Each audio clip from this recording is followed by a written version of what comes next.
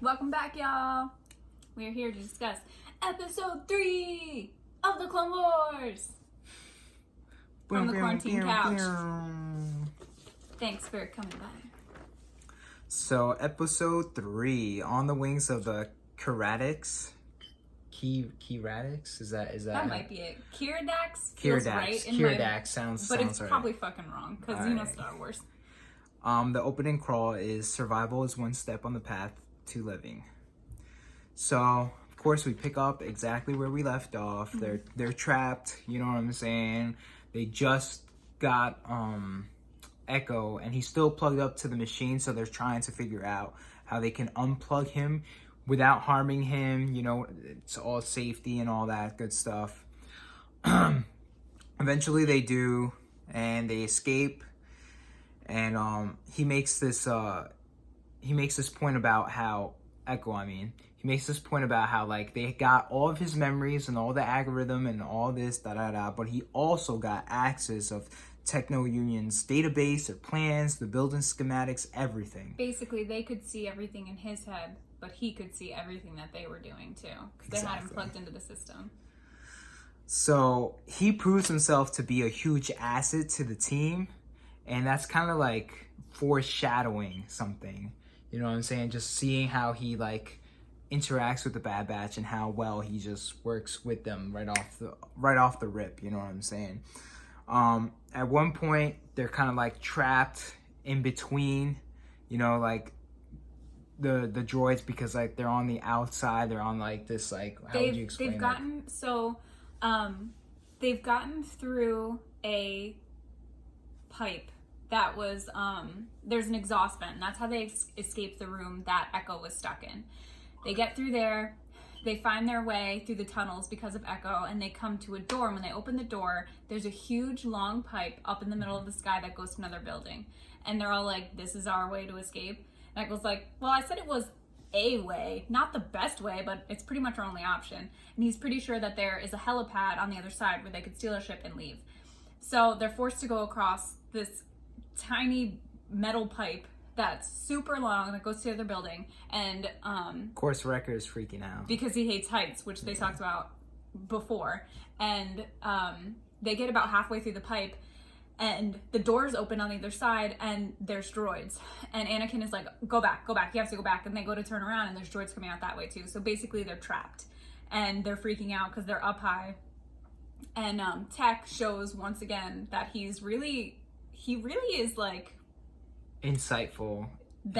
And he's kind of the thing that gets them out of all the shit they end up in. He's very innovative. Yeah. And he remembers that he had saved a distress call of the voice recordings from the Keeradaks. Yeah, it's like a distress sound that they make, and he starts playing it so that they'll come flying through, and they do come flying through, and they're like, well, fuck it, we're gonna leave riding these animals out. And that's what they do. They jump off of the pipe with the droids coming at them and fly away. But the droids apparently can fly now too, and they start following them, which it totally reminds me of Rise of Skywalker. Yep, I was thinking the same thing. When Finn is just like, they fly now, and Poe's just like, yeah, yep, they fly now. It's just like a quick nod to that, where it's like, in order for them to explain something, they're like, yep, it just got worse. That's just how it is. That's something that I really love about Star Wars, is like they always have like their own inner jokes and tropes and stuff like that. It's pretty cool. I really love that. And so they arrive back to the village with the Poltex. Yeah. But the droids have followed them there. Yeah, the leader's freaking out. He's just like, yo, you're bringing the war to us. Yeah, you promised we wanted to be left out. Yeah, and this is where Rex like really shows just how well he can like, I don't know, like talk, I guess, to say, and like I'm trying to look for a better word, but like I think I wrote on my notes like he delegates, because I can't really find the word. He's really good at connecting and explaining when shit's gotten real. He knows exactly what to say in order to not explain their way out of it, but to reason with whoever he's talking to be like, listen, this Yeah, is the that's what I'm situation. saying, delegating. Like, that's why I was trying to come up with a better word. I don't know. Like, my vocab is not as well as it used to be when I was in high school.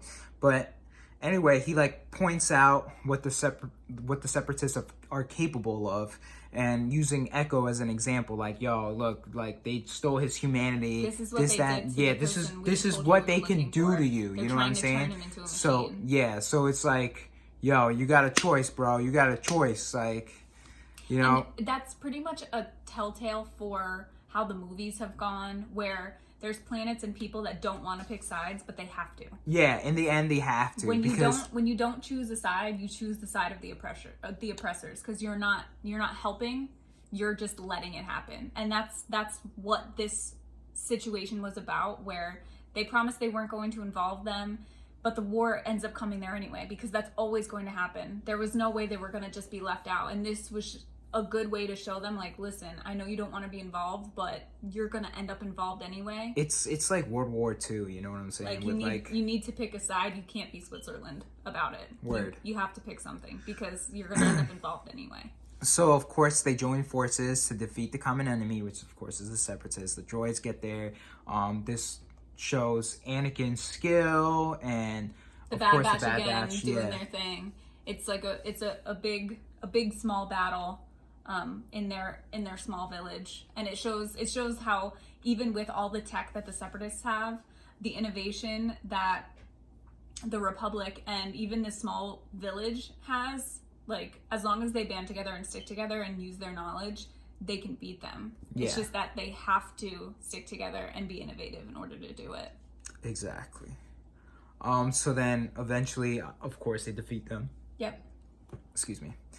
So then, they leave on good terms with the locals. The leader even tells them, like, the Jedi are always welcome here. And that they have an ally great. now, Yeah. which means they've made a decision, and they're on the side of the Jedi, the Republic, and that they almost, it's kind of like they get it now, where they wanted to be separated from everything, but they know that they can't be. So then that's when Echo and Rex have this little exchange, and Rex is just like, yeah, it's gonna be just like old times. I mean, like, Rex has like this it's just like, I don't know, Rex has like this not childish, but like he's just like, yeah, like everything's gonna be great. My best friend's back, da da da. Like he thinks that everything's gonna go back to normal. And just the way that Echo like repeats it, yeah, just like old times, you could tell like there's something off. That you know what I'm saying? That he's able to be that way again. and that's where we get left off as the audience, to be questioning, like, where is his loyalty standing? Is he still like, is he really still Echo, or is he under the control of the Separatists now? And you get the feeling too that it's like, even if he did want it to be like old times, he doesn't know if he can, because he doesn't really know what or who he is anymore. When you watch it, you see that he's pretty much mostly machine. He has mechanical legs. He's covered in all of these different piping and wires, and he has a fake arm, and it's very telltale that he really doesn't even know what he is anymore. So he doesn't know if it's going to be able to be like old times. And you know that Rex, because of everything he went through and he lost his whole group, the fact that he has one of them back, he wants it to be like old times, because that was a good time for him. Yeah. And because he has this relief of one of them didn't die, he found them, saved them, they're still alive. Yeah. You can tell he's like, oh my God, thank God. It's really depressing. Yeah, it's kind of sad. It's sad because you can tell, like, I don't know, something's a brewing here. Yeah. So we're not gonna find out until the next episode. So of course, like, subscribe, please comment, let us know how we're doing, and what you thought of this episode. Yeah. Also, did you guys like it? What are you feeling? Yeah, exactly. Share our videos, share anything with us. We're here. Whatever you guys want to talk about. Are you quarantined? Are you one of the quarantinis like we are? Stuck inside? Yeah. Talk to us, hang out with us. We're bored. Exactly. All right, so on to episode 4. Coming next episode 4. What a day to be alive.